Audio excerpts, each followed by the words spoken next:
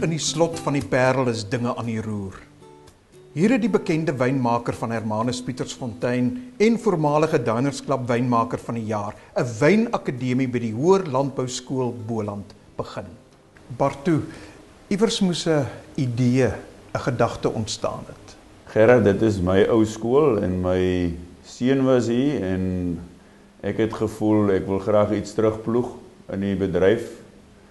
Dis die enigste landbouskool in die wynlande. Daar's menigte wynmakers wat hulle skoolopleiding hier gehad het.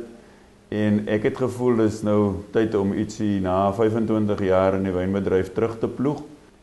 En nadat ek die Diners Club wynmaker van die jaar gewen het, het Diners Club ingekom as ons hoofborg waarop ons baie geëerd voel. Bartu, hoe vul die wynakademie die skool se labes aan? Dit is nie deel van die kurrikulum nie. Dit is buitemuurse aktiwiteit soos enige sportaktiwiteit of landsdiens, wat ook al. En ons het 30 ouetjies wat belang gestel het en ons lei hulle op in 3 of 4 verskillende wynstyle. Bartu, en jy skep die geleentheid hier vir jong wynmakers om onder jou wakende oog en jou bekwame hande wyn te maak. Van die druiwekorrel tot die bottel. Ja, dis lekker. Jy weet, ons probeer vir hulle vertrou te maak met 'n reeks wyne. Ons het 20 hektaar wingerd op die plaas en ons maak met hulle Sauvignon Blanc, Chenin Blanc, Shiraz, Kap Klassiek vonkelwyn en 'n edelaatoes van Chenin Blanc. Is die wyne in die handel beskikbaar?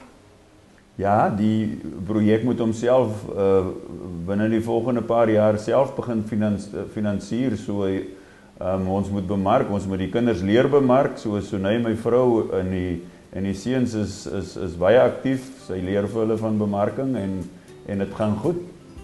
Dis 'n oorspronklike melkstal wat ons omskep het in 'n wynkelder.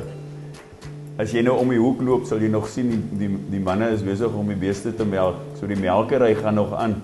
Ons wou die kinders die totale blootstelling gee aan die hedendaagse tegnologie. So jy sal sien, dis enige wynmaker se droom om so 'n klein wynkellertjie soos die te hê. Ons het top toerusting. Ons wou juis nie ander wynmakers of ander kellers se tweedehandse toerusting oorgeneem het of as skenkings ontvang het nie. Die wynbedryf het 'n ongelooflike bydrae gelewer met skenkings. Jy sal sien ons etikette ook is kinderkuns. Ons het 'n kunskompetisie. So ons wil seuns wat nie eintlik bekend is, ouens wat baie graag teken nie. So dit is maar 'n stryd om hulle so ver te kry, maar daar is tog belangstelling. So hulle kunswerke sal op die bottel spruik.